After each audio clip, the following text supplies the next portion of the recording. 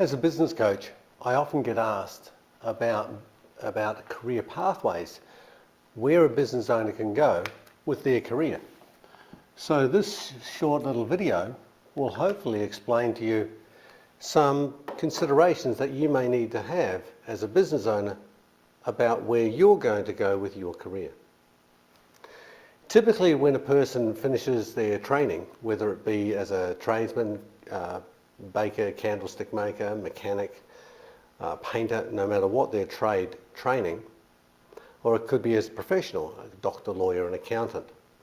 What you typically do is you start off as a team member, and then you'd get promoted up to what's called a team leader, and then ultimately to a manager, and then you move up to being an executive, and then depending on your desires or where you want to go to with your career, you may want to end up sitting on a board.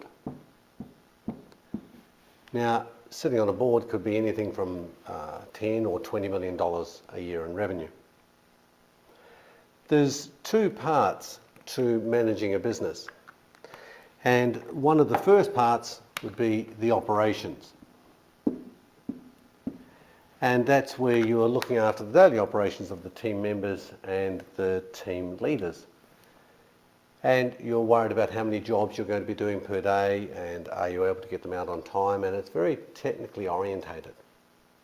Now, also in the role of manager, and the part that you're never trained as part of your apprenticeship or your university degree, and typically when you go in as an employee, you're not trained into the most important part,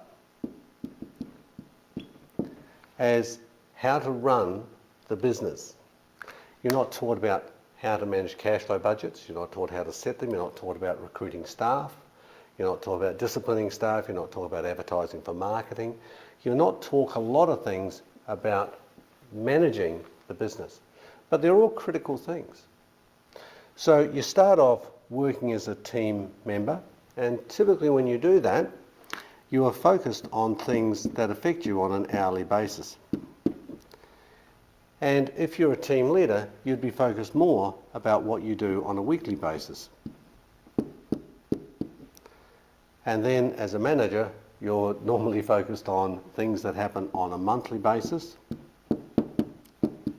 as to how many jobs you get out this month, what's the profitability on those jobs, do you have the available workforce to do the jobs, are you marketing to get those clients coming in the door.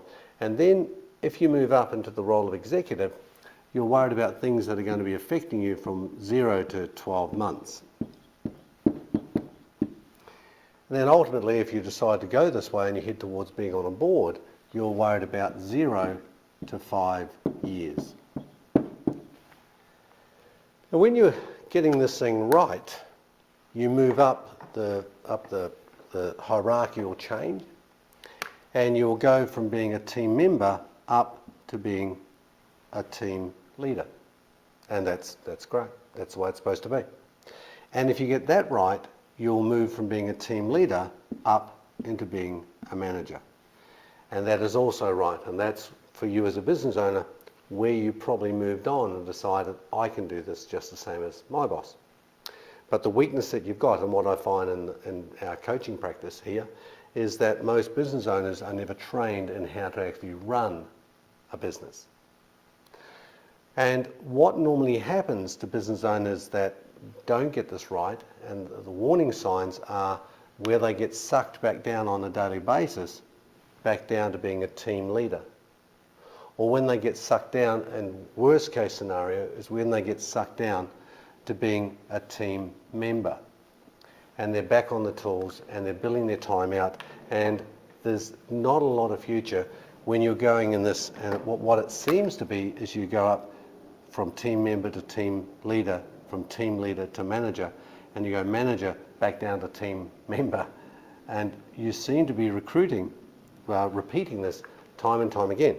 So as a business owner, what you need to be focused on is how do you get your team members trained up to go from team member to team leader and from team leader to manager, because for you to move up the food chain, you need to be supporting and have the support of your team member and team leaders to act as manager, otherwise you can't move on within your organisation.